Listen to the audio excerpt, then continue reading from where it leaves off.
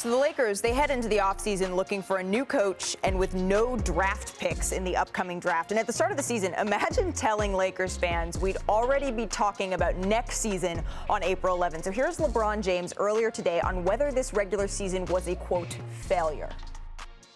It's not a failure. It's not like,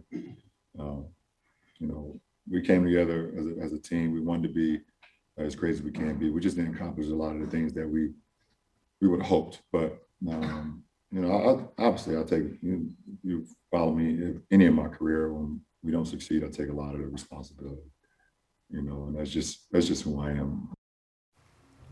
Bringing Chiney Ogwumike into this conversation. So we heard Rob Pelinka say that the season was disappointing. We heard LeBron say that maybe it wasn't a failure. That's not how he would contextualize it. Chiney, what do you make of what we heard from LeBron and Rob? I think when we say failure, it's largely because the Los Angeles Lakers are a championship or bust franchise. But the reality is, that it's very difficult to win championships each and every year, right?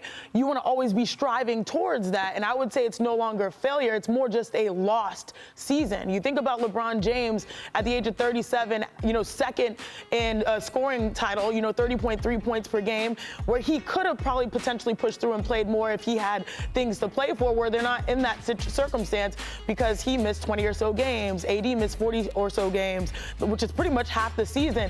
It was a lost season, and that's the hardest thing to reconcile because you didn't get the chemistry, you didn't have the health, you didn't figure out how to play together, you didn't buy into the coaching, and then on top of that, you have one of the greatest players of all time that potentially could have played for a championship, and you're not even in the playoffs. So it's not necessarily a failure, it's more so a completely lost season, which feels like a failure for so many of these Hall of Famers on their resume.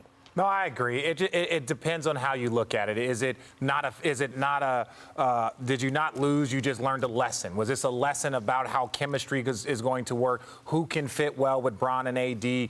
How did the Russell fit work? All of that stuff is true. And I look at the Lakers, and I think people underestimate, when you talk about veterans and players of this caliber, you underestimate their basketball IQ. And I think very early on, going back to the preseason, they saw that they were going to have some issues. Then you compound that with the injuries and then the injuries of the young players that were, some of them never even played up this season. So when you look at the entire situation, I think they were very aware that this season was going to be difficult, and it just got away from them. Yeah, but I think back to that tweet about keep the same energy when we're rolling. I don't think they thought that it was going to come to this much of a screeching halt, maybe until they got to the very end. What do you think, Perk?